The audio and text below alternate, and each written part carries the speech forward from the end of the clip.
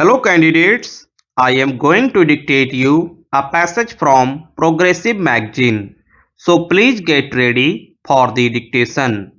The dictation will start after 15 seconds.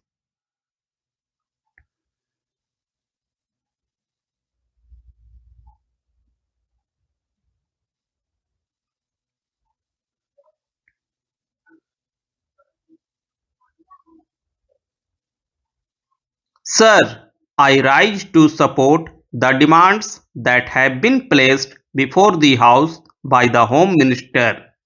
Sir, I need not remind the House that this year the Home Ministry's demands are being discussed in a context which can be described as almost unexampled.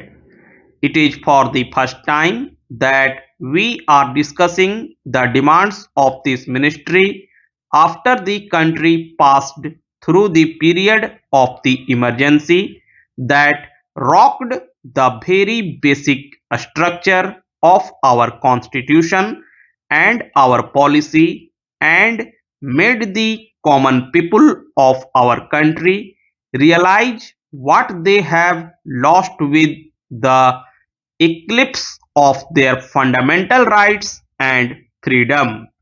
Sir, the 19 months of rule marked the culmination of a concreted effort to undermine democracy.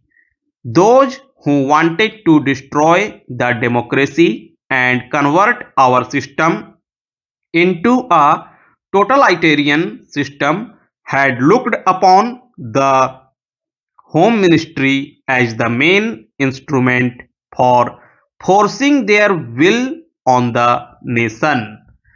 They wanted to substitute the rule of law with a reign of terror to place individuals above the law, to provide immunity to those whom the group liked, and to harass all those who were looked upon as dangerous to the monopoly of power that the extra constitutional caucus wanted to preserve.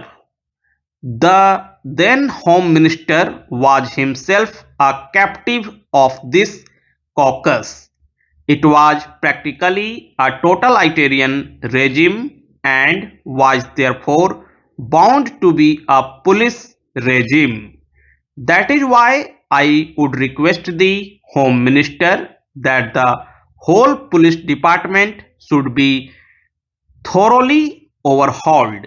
Sir, I do not want to take the time of the House by listening the various agencies and organizations that were set up in the police department and the home department during emergency and before that. I also do not want to take the time of the House in describing the fabulous amounts of money that had been placed at the disposal of RAW and other agencies. Even the money was placed at the disposal of certain individuals and that was exempted from the scrutiny of the Comptroller and Auditor General of India or the Parliament.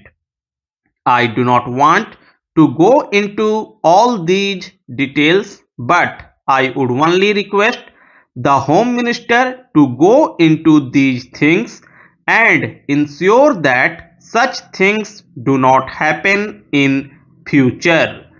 Under these circumstances, sir, the task of the Home Minister is therefore one of dismantling the police state that was built up by the previous government.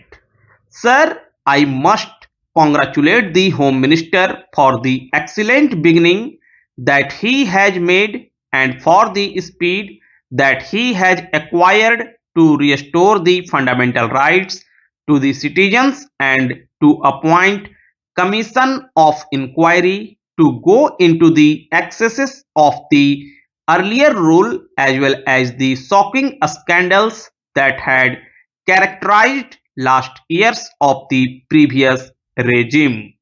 However, in all humility, I must confess that it is not enough. The 42nd Amendment of the Constitution should be withdrawn immediately. The fundamental rights will have to be fully restored. The role and power of the judiciary must be restored immediately. Then the necessary correction in the attitude of the police cannot be achieved if at this moment we do not differentiate between those officers and men who acted on instructions and those who went out of their way to trouble and harass people during the earlier rule.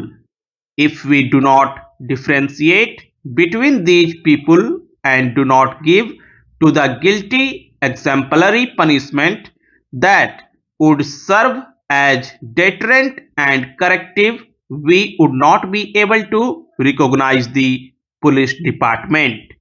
Now I come to the area of general administration for which the Home Minister is wholly responsible. Our public offices have not earned a great reputation for efficiency. Public petitions and letters remain unanswered and under consideration for months and months together. Public petitions and letters written by the public representatives, councillors, legislators, or members of parliament, even to the ministers, leave aside the officers, remain unanswered or under consideration for years together. Sometimes we do not get a reply at all to our letters. Our people have to suffer because of this. We hope the Home Minister will see that these public offices function efficiently even after 50 years of our own government.